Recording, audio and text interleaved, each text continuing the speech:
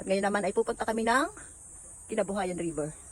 Pupunta kayo dito sa Kinabuhayan River ay madadaanan itong lugar na to. Yan. Ito ay simbahan dito ng mga kababaihan.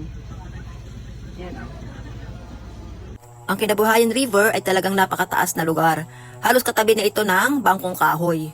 Kaya kapag pupunta dito ay talagang napakataas ng babaybayin ang inyong sasakyan. Ang kagandahan lang sa lugar na ito ay napakaganda rin ng view dito.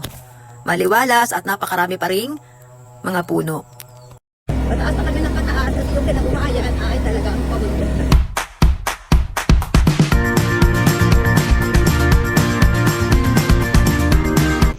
Ito na kami, malapit na kami. Ito yung papuntang Bangkong Kahoy at ito yung papuntang Kinabuhayan River.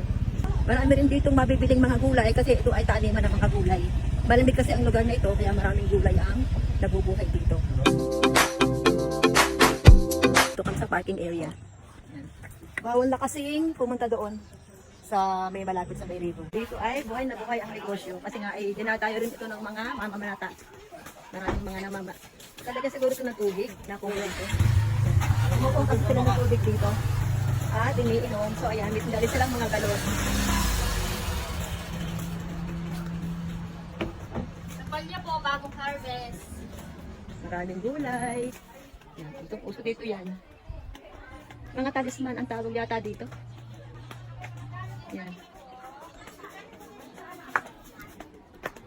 Buhay na buhay ang negosyo. Ito yung mga anting-anting. Ito po, ba yan? Ito po ang Mga talisman. yan po ay size ano. Magkano po ang isa? Inay! Ay, naku! At ito na nga pala ang bungad ng Kinabuhayan River. At diyan, sa unahang yan, naririyan yung sinasabi nilang Bakas ni Jesus. Welcome to Kinabuhayan River. Dito sa Kinabuhayan, meron silang tinatawag na Yapak ni Jesus. Ipapakita ko sa inyo. Ito ay nabidyohan ko na noon or naipakita ko na noon. Pero papakita ko sa inyo. Ito yung kinukuha nila ng tubig at sabi nila milagroso daw yung tubig dito, pwedeng inumin. Dito, ito yung tinatawag nilang Tapak ni Jesus or Yapak ni Jesus.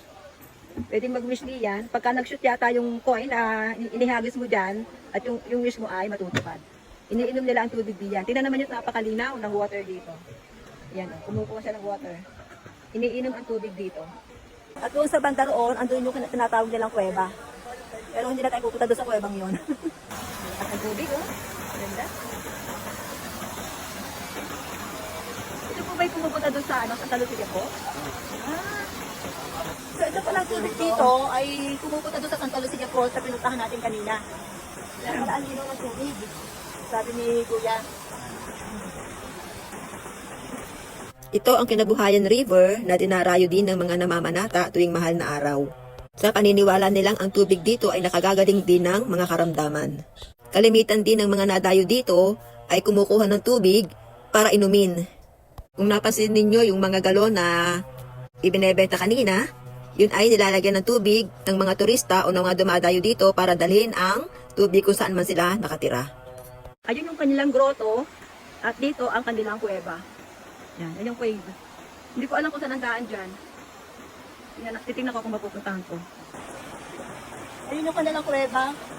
Ayun o, hindi ko kaya puntahan kasi ang lalaki ng bato na dadaanan at talagang tatapak sa ilong. So yung mga namamanata, hindi yan pumapasok. Ayon sa mga naririnig ko, meron daw yung lugar na napakakikot, kaya pag nakanunod ka doon sa lugar na yon, ay wala ka daw kasalanan. Ewan ko, hindi ko alam kung totoo yun. Pero basta ang alam ko, ang nakakapag-alis ng kasalanan ng tao ay ang ating Panginoong Kristo. Kapag tayo nanalig sa ating Panginoong Kristo at nag-iwala sa Kanya at sumampalataya sa Kanya, ang ating mga kasalanan ay napagbayaran na niya lahat ang ating mga kasalanan. Pagbayaran na sa krus. Ayan. Ito yung bunganga ng kuweba na pinapasok ng mga mananampalataya.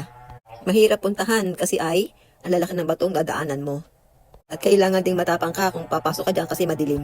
Napakaganda talaga ng Kinabuhayan River. Kaya kaming mag-asawa ay masayang masaya at muli kaming nakabalik dito. Kahit hindi kayo deboto ay pwede kayong pumunta dito para makita ninyo ang ganda ng kalikasan.